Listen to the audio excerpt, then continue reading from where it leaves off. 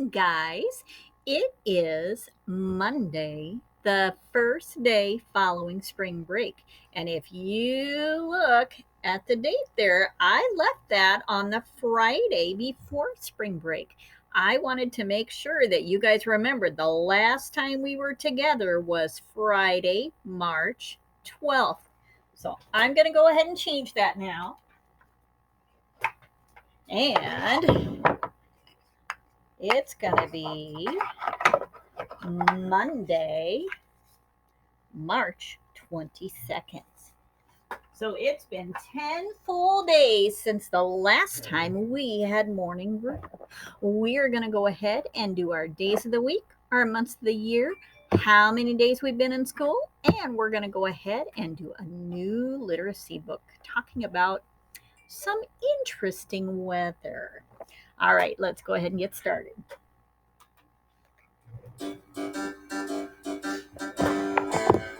Days of the week, days of the week, days of the week, days of the week, days of the week. There's Sunday and there's Monday, there's Tuesday and there's Wednesday, there's Thursday and there's Friday, and then there's Saturday. Days of the week, days of the week, days of the week, days of the week, days of the week.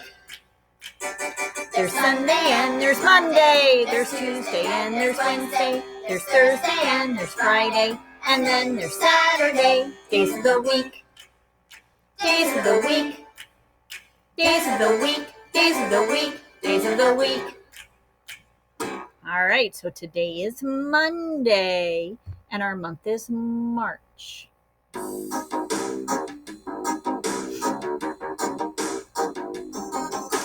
January, February, March, April, May, June, July, August, September, October, November, December, then you turn around.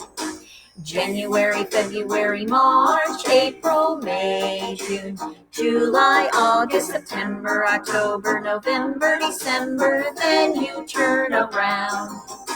January, February, March, April, May, June, July, August, September, October, November, December, then you turn around. Last time.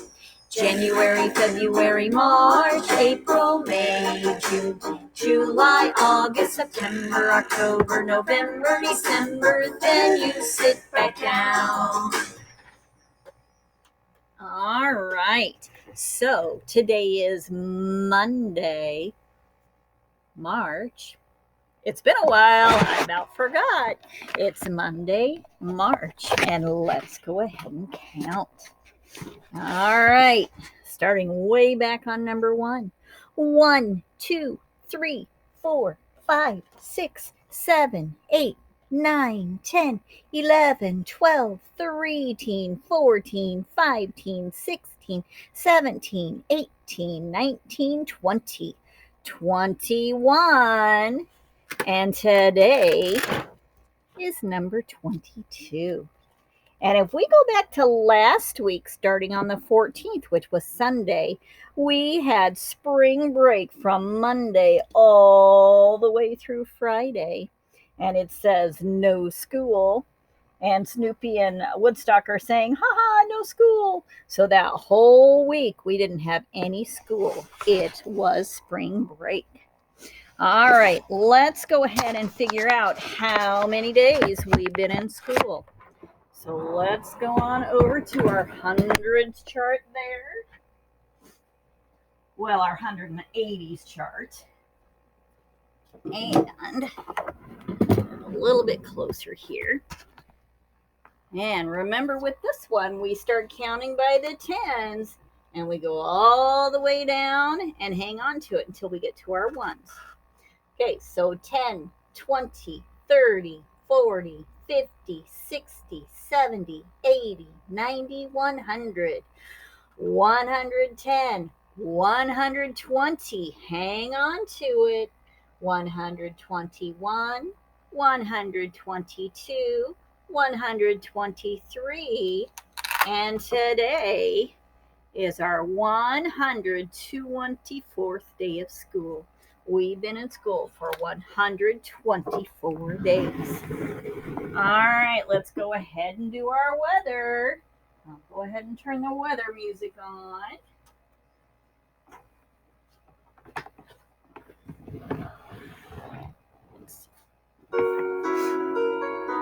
Sunny, sunny, sunny, sunny. It is sunny in the sky. sunny, sunny. It is sunny in the sky. Cloudy, cloudy, cloudy, cloudy. It is cloudy in the sky. cloudy, cloudy. It is cloudy in the sky. Rainy, rainy, rainy, rainy. It is rainy in the sky. rainy, rainy. It is rainy in the sky. Windy, windy, windy, windy. It is windy in the sky. windy, windy. It is windy in the sky. Snowy, snowy, snowy, snowy. It is snowy in the sky. snowy, snowy. It is snowy in the sky. All right. Well, thank goodness we are not having any of that snow stuff. However, on Saturday, it was beautiful and sunny outside. It was 60 degrees. It was gorgeous. Yesterday, it was a little cloudy, but it was and very windy, but it was still pretty warm. Today, it's cloudy outside. It's gonna rain later, and it's not quite as nice outside, but at least it's not snowing. The temperature today is only supposed to be 53 degrees. So we're going to take our arrow here and we're going to count up, starting with 0, 0, 10, 20, 30, 40, 50. Hang on to it. 51, 52, 53. So let's put our arrow right over here. And since it's in the green, we can wear our jacket or our sweatshirt outside. And since it's below 55, it's not going to be a long sleeve, no coat kind of day. It is a sweatshirt and jacket kind of day. So we're going to go ahead and put our jacket and our sweatshirt over by the bear. So I'm going to put the arrow in between our rainy and our cloudy, and it's pointing at the windy, but it's really all three of these because our weather is going to be changing today. We'll probably get out to recess this morning, but possibly by lunchtime and probably by this afternoon, it's going to be raining. So we're just going to stay put with windy and cloudy, but it probably is going to start raining later. So hopefully we'll get some outside recess today. Now, over spring break, let's see if I can do this here. On the 20th, there we go, through the 21st, first of all, March 21st is World Down Syndrome Day. Up with Down Syndrome, it's 3-21. It also is the beginning of spring. So we're going to start seeing warmer weather, hopefully sunny weather, but we're also going to see lots more rainy weather and some stormy weather, because in the springtime, we definitely see a lot more storms. As a matter of fact, this week, I believe it's on Wednesday, the 24th. See if I can get my hand going the right way. It's hard to do backwards. Oh, well, I tried. On the 24th, we are having, I don't know if it's our state Weather Awareness Day or the National Weather Awareness Day. I can't remember, but it is on Wednesday, and we're all going to be practicing a tornado drill. It's just practice. It's supposed to be rainy that day, but we are just having a practice about 10 o'clock in the morning, so everybody's doing it at the same time. On that note, I'm going to pause it for just a second and I will be right back. All right, I'm back.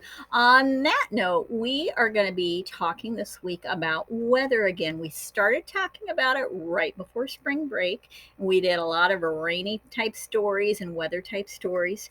We're going to do a fun one today that's from somebody's imagination called Cloudy with a Chance of Meatballs. So now look at this picture. And if you look at the illustration, we see a storm cloud or a rain cloud, but it's raining meatballs. So we know that sometimes it rains ice, and sometimes we have sleet, and sometimes we have hail, but we don't have meatballs coming out of the clouds. This is our clue that this is a fiction story. It's from somebody's imagination. Cloudy with a Chance of Meatballs is written by Judy Barrett. She's the author. She wrote all the words. And then it's drawn by Ron Barrett. He's the illustrator, so he drew all of these fun pictures. Cloudy with a Chance of Meatballs. And for our kindergarten friends, here's our title page that has Cloudy with a Chance of Meatballs on it. And it also has our author and illustrator's names on it. It was published by Scholastic Incorporated. All right.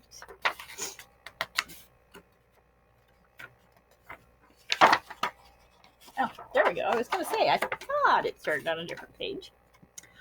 We were sitting around a big kitchen table. It was Saturday morning, pancake morning. Mom was squeezing oranges for juice. Henry and I were betting on how many pancakes we could each eat. And Grandpa was doing the flipping. So here are the pancakes right here. And here they are trying to figure out how many pancakes they're going to eat. Those great big tall stacks they think they're going to eat. And back there is Mom squeezing orange juice. Seconds later, something flew through the air and headed toward the kitchen table. Or, I'm sorry, toward the kitchen ceiling. And it landed right on Henry. So it looks like Grandpa got a little wild with his pancake and it landed on Henry. After we realized the flying object was only a pancake, we all laughed, even Grandpa. Breakfast continued quite uneventfully. All the other pancakes landed in the pan, and all of them were eaten, even the one that landed on Henry. That night, touched off by the pancake incident, at breakfast, Grandpa told us the best tall tale bedtime story he'd ever told. Now, tall tales are imagination stories, things that they're so wild and crazy, you know they couldn't really happen. At least you don't think they could. So Grandpa's telling a tall tale. Across the ocean, over lots of huge bumpy mountains, across 3 hot deserts and 1 smaller ocean, so all these places far, far away, there lay a tiny town of Chew and Swallow. That's the name of the town, Chew and Swallow. In most ways, it was very much like any other town. It had a main street lined with stores, houses, with trees and gardens all around them, a schoolhouse, about 300 people, and some assorted cats and dogs. But there were no food stores in the town of Chew and Swallow. They didn't need any. The sky supplied all of the food they could possibly eat, and all the food that they could possibly want. The only thing that was really different about Chew and Swallow was its weather. It came 3 times a day, at breakfast, lunch, and dinner. Everything that everyone ate came from the sky. Let's see. The dog and the cat and the man are looking up at the sky. They're waiting for their food. Whatever the weather served, that was what they ate. But it never rained rain, it never snowed snow, and it never blew just wind. It rained things like soup and juice. It snowed mashed potatoes and green peas, and sometimes the wind blew in storms of hamburgers.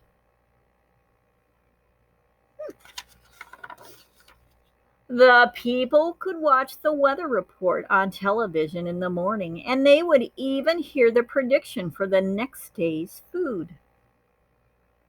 When the townspeople went outside, they carried their plates, cups, glasses, forks, spoons, knives, and napkins with them. That way they could always be prepared for any kind of weather. If there were leftovers, and there usually were, people took them home and put them in the refrigerators in case they got hungry between meals. So look, here it's raining soup and pancakes.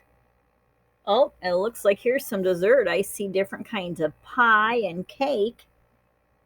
Oh, and she's catching chicken drums or chicken legs. The menu varied. By the time they woke up in the morning, breakfast was already coming down.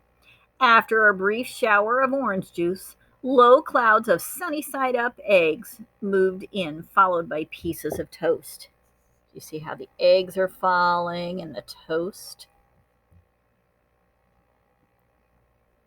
Butter and jelly sprinkled down for the toast, and most of the time it rained milk afterwards. Oh, look down there. There's a squirrel enjoying his toast. For lunch one day, frankfurters, that's another name for hot dogs, right there. Frankfurters and hot dogs are the same thing. Frankfurters, already in their rolls, or buns like we call them, blew in from the northwest at about 5 miles an hour. There were mustard clouds nearby. So look, here's the mustard. They've got their hot dogs and buns and mustard. Then the wind shifted to the east and brought in baked beans. A drizzle of soda finished off the meal. So it looks like they had soda to drink. Dinner one night consisted of lamb chops becoming heavy at times with occasional ketchup. Periods of peas and baked potatoes were followed by a gradual clearing with a wonderful jello setting in the west. So they're going to have some jello for dessert. The sanitation department of Chew and Swallow had a rather unusual job for a sanitation department. It had to remove all the food that fell on the houses and sidewalks and lawns. The workers cleaned up after every meal and fed all of the dogs and cats. Then they emptied some of it into the surrounding oceans for the fish and turtles and whales to eat. The rest of the food was put back into the earth so the soil would be richer for the people's flower gardens. So see, they're cleaning up all of the food and they're going to feed the dogs and cats. Life for the townspeople was delicious until the weather took a turn for the worse. Uh-oh, here's the Chew and Swallow Digest. That's the name of the newspaper. Spaghetti ties up town. Record-breaking pasta fall causes chaos. Traffic snarled on Lower Intestine Street. So look at this. There's so much spaghetti. It's making a mess of everything. One day there was nothing but gorgonzola cheese all day long. The next day there was only broccoli, and it was overcooked. You see how limp and gross that broccoli looks? Uh-oh. The next day there were Brussels sprouts and peanut butter with mayonnaise. I don't think the kids look like they're very happy eating the Brussels sprouts with peanut butter and mayonnaise on it. Another day, there was a pea soup fog. No one could see where they were going, and they could barely find the rest of the meal that got stuck in the fog. Oh my goodness, what a mess. The food was getting larger and larger, and so were the portions. That means instead of just getting like a kid's happy meal, they were getting adult meals, and they couldn't eat all of that. The people were getting frightened. Violent storms blew up frequently. Awful things were happening. One Tuesday, there was a hurricane of bread and rolls all day long and into the night. There were soft rolls and hard rolls, some without seeds and some with them. There were white bread and rye and whole wheat toast. Most of it was larger than they had ever seen bread and rolls before. It was a terrible day. Everyone had to stay indoors. Roofs were damaged, and the sanitation department was beside itself. The mess took the workers 4 days to clean up, and the sea was full of floating rolls. Ugh, that looks like a mess. To help out, the people piled up as much bread as they could in their backyards. The birds picked at it a bit, but it just stayed there and got staler and staler. There was a storm of pancakes one morning and a downpour of maple syrup that nearly flooded the town. A huge pancake covered the school. No one could get it off because of its weight, so they had to close the school. Oh my goodness, they couldn't get into school. It was so heavy and it covered up the school. Lunch one day brought 15 inches of cream cheese and jelly sandwiches. Everyone ate themselves sick, and the day ended with a stomachache. Cream cheese and jelly. That sounds awfully rich. Then there was an awful salt and pepper wind, accompanied by an even worse tomato tornado. People were sneezing themselves silly and running to avoid the tomatoes. The town was a mess. There were seeds and pulp everywhere. So there is the salt and pepper cloud and the tomato tornado. What a mess. Oh, here's something Mrs. Bunting would like. Donuts! The sanitation department gave up. The job was too big. Everyone feared for their lives. They couldn't go outside most of the time. Many houses had been badly damaged by giant meatballs. Stores were boarded up, and there was no more school for children. So look at this. They've got bacon and pasta and burgers and donuts, all sorts of things. Oh, olives, oh my goodness, and pork chops, all of those things falling to the ground. They've got ice cream. Oh my goodness, so many things. So a decision was made to abandon the town of Chew and Swallow. It was a matter of survival. That means they weren't going to live if they didn't leave.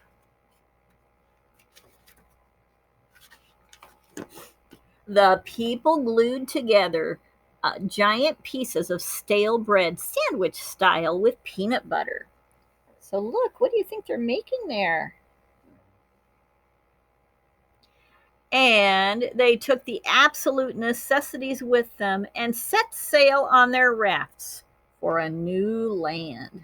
So look, they've got their peanut butter sandwich, and they made a boat with a cheese sail and a slice of pizza sail, and they're sailing to a far-off land.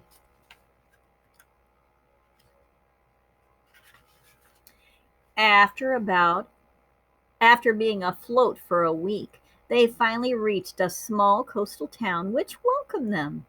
The bread had held up surprisingly well. Remember how stale the bread was? Let's see. It held up surprisingly well enough for them to build temporary houses for themselves out of it. The children began school again, and the adults all tried to find places for themselves in the new land.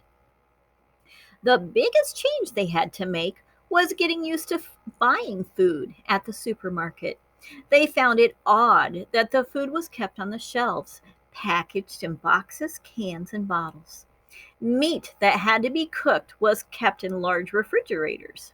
Nothing came down from the sky except for rain and snow. The clouds above their heads were not made of fried eggs. No one ever got hit by a hamburger again. And nobody dared to go back to Chew and Swallow to find out what happened to it. They were too afraid. Henry and I were awake until the very end of Grandpa's story. I remember his kiss goodnight. So Grandpa told that whole story about the imaginary town of Chew and Swallow. The next morning, we woke up to see snow falling out the window. We ran downstairs for breakfast and ate a little faster than usual so we could go sledding with Grandpa. Look at that great big sledding hill and the sun going on top of it, rising on top of it. It's funny, but even as we were sliding down the hill, we thought we saw a giant pat of butter at the top, and we could almost smell mashed potatoes. So they're wondering, is that a mashed potato hill or is it a snow hill? The end. All right, you guys, this was a fun story. It was a tall tale about different kinds of weather.